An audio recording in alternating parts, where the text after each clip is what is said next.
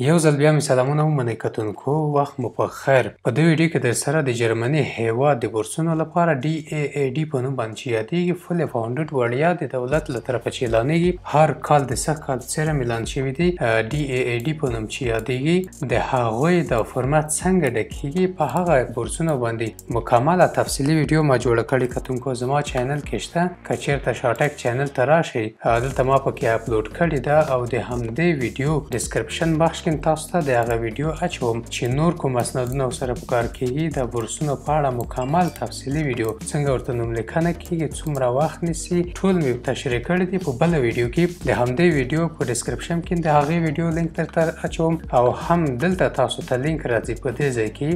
نو دلته به هم درته راشي.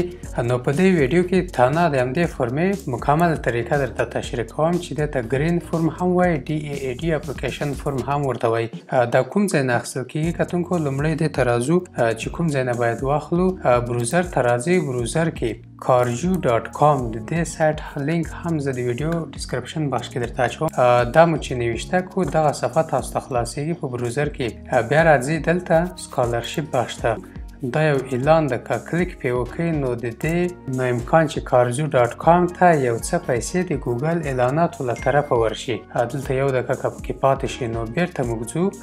بیرته راځو د اعلانات په دې باندې چې کلیک وکړئ نو همدغه سایټ ته یو څه ستاسو ګټه ورسېږي. یعنې که غواړئ چې ګټه مو ورسېږي نو کلیک پې وکړئ. خو راځو سکالرشپ باندې کلیک کوو کتونکو. په دې مو چې کلیک وکړو دلته ټول سکالرشپونه دي چې دغه DAAD جرمني هیواد سکالرشپونه دي. په دې باندې بیا کلیک کوو. په دې مو چې کلیک وکړو لاندې راځو د فورم لینک ته. د فورم لینک په کوم ځای کې ده؟ دلته لاندې چې راشي دغه فورم د کتونکو دغه لینک ده. په دې باندې چې تاسو کلیک وکړئ دا فورمات تاسو دې ځای نه اخیستلی شئ. بیا دلته ډاونلوډ باندې کلیک کوئ. د دې نه وروسته دا درته ډاونلوډ کېږي او بیا تاسو کولی شئ چې دا خلاصه کړئ. نو کتونکو ما دا مخکې ډاونلوډ کړې ده، مکمل ما یو څه ډکه کړې م د دې لپاره چې ستاسو وخت ډېر ضایع نه شي. فقط خلاصه تاسو ته تشریح کوم. تر ټولو لومړی دغه فورمات څنګه ډکېږي. راځو اولین بخش ته. دلته تاسو خپل نوم لیکئ او بیا وروسته دلته تخلص لیکئ. دلته بیا هغه پروګرام تاسو انتخابوئ چې کومې برنامې ته تاسو دا فورمه ډکوئ. اوسني کوم سکالرشپونه چې اعلان شوي او د کوم چې ما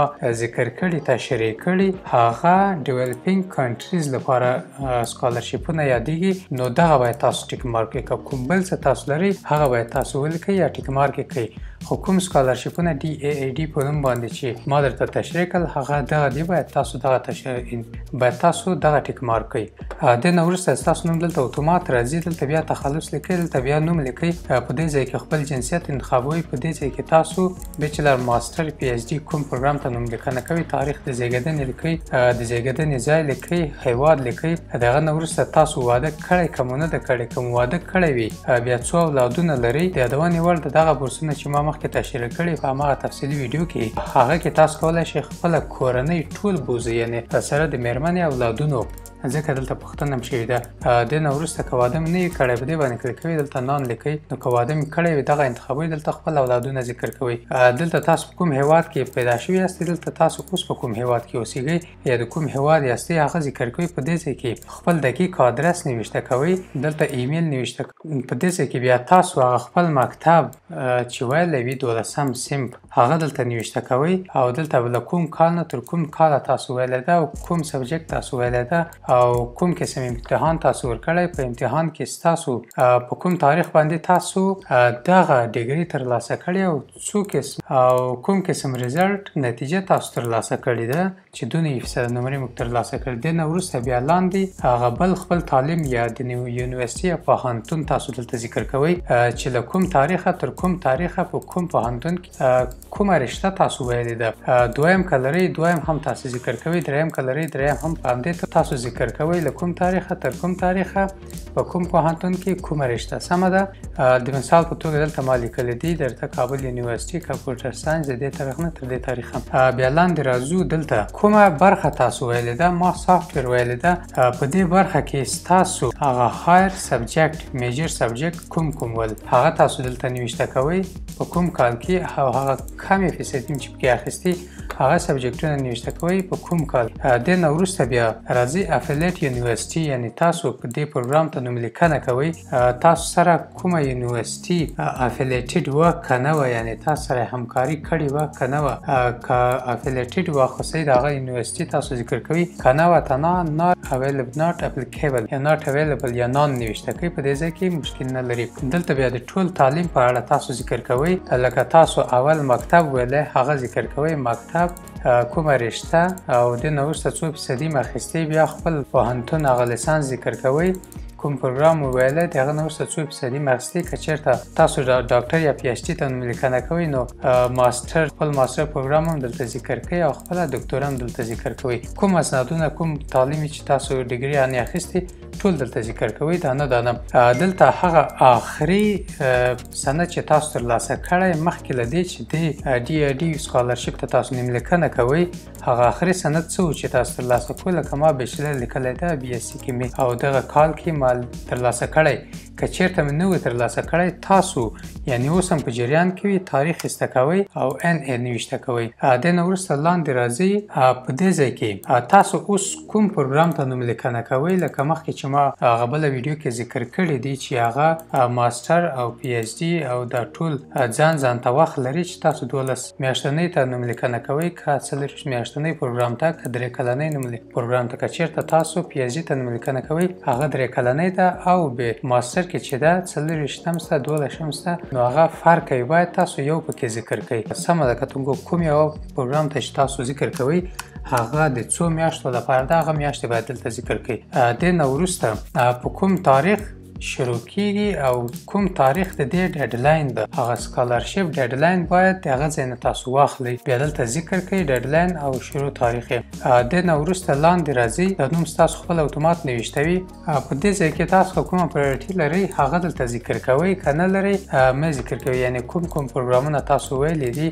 او هغه تاسو ته څومره اړین دي هغه دلته تاسو ذکر کوئ لکه دلته چې ما یو څه درته نوشته کړی دی چې یعنې دغه انسټیټیوټ د ما لپاره ډېر ښه ده او ډېر ښه سهولتونه لري ځکه همداسې یو څه تاسو نوشته کوئ کم لیکن خلاصه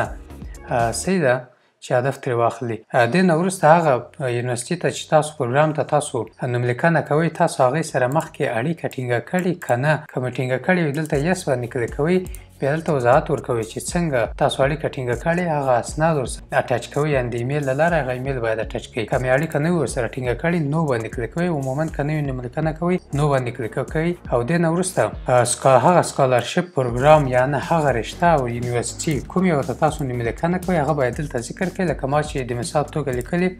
هایدرو ساینس اند انجینرینګ ټیکنیکل یونیورسيټي نو تاسو دلته باید هغه پروګرام او د یونیورسيټي نوم واخلئ لکه دلته هغه کوم لیست چې ده ما مخکې ویډیو کې تاسو ته ذکر کړی چې دا لیست کوم ځای نه اخیستل کیږي ما ګورې دغه پروګرام کاپي کړی دغه نوم ته زه غواړم نوملیکنه وکړم او کومه یونیورسيټي ده په دې چې کلیک وکړې دغه یونیورسيټي هم موږ ته دلته خلاصیږي لکه دلته یونیورسيټي نیم په دې ځای کې دوی په لوګو کې نوشته شوی ده دې ځای نه تاسو د یونیورسيټي نوم اخیستلی شئ دې ځای نه تاسو د پروګرام نوم اخیستلی شئ هغه لیست نه د دې لیست په کوم ځای کې پیدا کیږي مخکې ما ذکر کړی ده په مخکینۍ ویډیو کې نو دې نه وروسته بیا کتونکو لاندې راځئ کوم پروګرام ته تاسو نوملیکنه کوئ پی ایچ ډي که ماستر هر یو چې وي هغه پرېږدئ کومه یونیورسيټي ده د یونیورسيټي نوم دلته ذکر کوئ په دې ځای کې که مخکې تاسو کوم یونیورسيټي هلته ویلي وي هغه پکې ذکر کوئ یا مخکې نوملیکنه ورته کړې وي که نه وي کړې هغه همداسې خالي پرېږدئ دلته لیټر اف ریفرنس یعنې تاسو که دوه درو پروګرامونو ته تاسو کولی شئ چې نوملیکنه وکړئ هغه ریفرنس لیټرونه که تاسو مخکې لرئ هغه دلته تاسو 3 وړه ذکر کوئ که نه لرئ همداسې نان پرېږدئ او دې نه وروسته دلته هغه لنګویج سکل که چیرته تاسو جرمن یا ډاچ تاسو ویلی وي هغه دلته ذکر کوئ او د هغه لیول هم ورسره ذکر کوئ چې څومره تاسو ویلی اسنادونه ورسره اټچ کوئ که چیرته تاسو جرمني ژبه باندې نه پوهیږئ نان ولیکئ یا n/a ولیکئ او نورو ژبو باندې تاسو څومره بلدتیا لرئ هغه ژبې دلته ذکر کوئ لکه ما چې 3 پښتو انګلیسي لیکلي very good fair یا poor یعنې څومره تاسو په دې باندې پوهیږئ هغه خپله درجه دلته انتخابوئ سمه ده کتونکو دې نه وروسته بیا لاندې راځئ دلته لومړنۍ پوښتنه چې شوې ده تاسو مخکې ډاټ سکالرشپ ترلاسه کړی و مخکې که مخکې چېرته نوملیکنه کړی وي او ورته کامیاب شوي یاستئ بیا یس باندې کلیک کوئ دلته بیا یو څه وضاحت ورکوئ درېیمه پوښتنه چې شوې شوې ده تاسو کله د کوم یونیورسيټي یا پروګرام له طرفه سپانسر شوي یاستئ که یاستئ کوم څوک تاسو سپانسر کوي یس باندې کلیک وکړئ دلته د هغه وضاحت ورکړئ هغه نهاد یا کوم ځای نوم ولیکئ څوک چې تاسو سپانسر کوي دلته بله پوښتنه چې شوې تاسو د کوم بل داد پروګرام له طریقه نوم لیکنه کوئ هغه هم نو باندې کلیک کوو سمه ده که چېرته کوئ یس باندې کلیک کوئ که نه کوئ نو نو باندې کلیک وکړئ کوم بل داد پروګرام له طریقه موږ نوم لیکنه نه کوو آیا تاسو اوس کوم بل انسټیټیوټ ته هم نوم لیکنه کړې که نه که چېرته هم کړې وي یس باندې کلیک کوئ که نه وي کړې نو باندې کلیک کوئ دا ټول نو راځي او که چېرته کوم څه یس باندې کلیک وکړئ باید د هغه دلته وضاحت ورکړئ سمه ده کتونکو دې نه وروسته لاندې راځو څلورمې صفحې ته څلورمه صفحه کې لومړۍ پوښتنه چې شوې ده آیا تاسو مخکې کوم هیوادو ته سفر کړی د تجارت او یا د تعلیم لپاره که چېرته مو کړی وي دلته له کومه تاریخه تر کومه تاریخه پورې کوم هیواد ته د څه لپاره او د چا له طرفه تاسو حمایت شوي یاستئ او چا درته تاسو هغه پیسې درکړې وي سمه ده هغه ټول هر هیواد چې وي دلته ټول نوشته کوئ که نه وي مکمل پاک کړئ او دلته نان ولیکئ صحیح ده که هېڅ هیواد ته تاسو سفر نه وي کړی دې نه وروسته بیا لاندې راځو په دې ځای کې د کار په اړه تاسو پوښتنه شوې ده چې یعنې کومه رشته چې تاسو ویلې بیچلر لپاره هغه نه وروسته بیا تاسو کوم کار یا کومه تجربه چې ترلاسه کړې ده هغه دلته نوشته که هغه هم همداسې ده چې from to where type of work لکه ما چې نوشته کړي 2008 نه 2022 پورې شارټک کمپنۍ سره د سینیر ویب ډیولپر په ما کار کړی سمه ده ټول همداسې دلته لاندې نوشته کوئ بیا لاندې راځو دلته یعنی تاسو هغه کوم تجربه چې لرئ کوم کسب چې لرئ هغه دلته ذکر کړئ لکه ما سافټویر ډیولپر ذکر کړی ده په دې ځای کې تاسو مالی په اړه پوښتنه شوې یعنی تاسو که چېرته جرمني ته لاړ شئ دغه وظیفې چې تاسو اجرا کوئ آیا دوی به تاسو سره اوس هم مالي کومک وکړي یعنې تاسو ته معاش درکوي کوم څه کومک سره کولی شي که نه که کولی شي یس باندې کلیک کوئ که نه شي کوی نو باندې کلیک وکړئ دې نه وروسته لاندې راځو یعنې دلته چې لومړۍ پوښتنه شوې غواړي چې تاسو په آینده کې څه شئ یعنې تاسو هغه کوم کسب غواړئ ترلاسه کوئ پروفیسر شئ ویب ډیولپر شئ یعنې څه غواړئ چې تاسو له ځانه جوړ کړئ په آینده کې سمه ده هماغه تاسو دلته نوشته کوئ په دې ځای کې هم د اضافه لاسته راوړنو په اړه مکمل معلومات نوشته کوئ دلته یو دویم کس ارتباطي ستاسو ضمانتي یا کله چې تاسو سره اړیکه نه ټینګېږي د هغه امرجنسي نمبر یعنې امرجنسي کانټیکټ پرسن د دویم کس تاسو دلته معلومات ورکوئ سمه ده کتونکو لکه ما د مثال په توګه نوشته کړي احمدشاه په دې ځای کې اوسیږي افغانستان کابل سنټرل کابل کې اوسیږي دا د ټلیفون شماره ده د اقصی جومات ترڅنګ په 5مه ناحیه کې کور ده افغانستان کې دلته ایمیل نوشته کوئ @gmail.com نو د نه وروسته دا ټول چې ډک کو بیا لاندې پلس نوشته کوئ په کوم ځای کې تاسو دا فرمه ډکه کړئ افغانستان کابل افغانستان د نه وروسته تاریخ نوشته کوئ په کوم تاریخ چې تاسو دغه فرمه امضا کوئ او دلته باید تاسو خپله امضا وکړئ یعنې تاسو که ډیجیټل امضا نسئ پې کولی دا پرنټ کړئ امضا پرې وکړئ بیرته بیا سکین کړئ سکین یې کړئ اسنادو سره یو ځای کړئ دا د یونیورسټي هغه پروګرامونه ما دلته په خپله ویډیو کې تشریح کړي دي کولی شئ چې هغو ته یې ور ولېږئ څنګه لیږل کېږي ټول مکمل زموږ په چینل کې شته هغه ویډیو ما جوړه کړې او د دې ویډیو په ډسکرپشن کې هم ما لینک اچولی ده بیا هم ډېره زیاته مننه چې تر دې دمه راسره پاتې شوئ که ویډیو مو خوښه شوې ملګرو سره شریک کړئ مننه ښه وخت ولرئ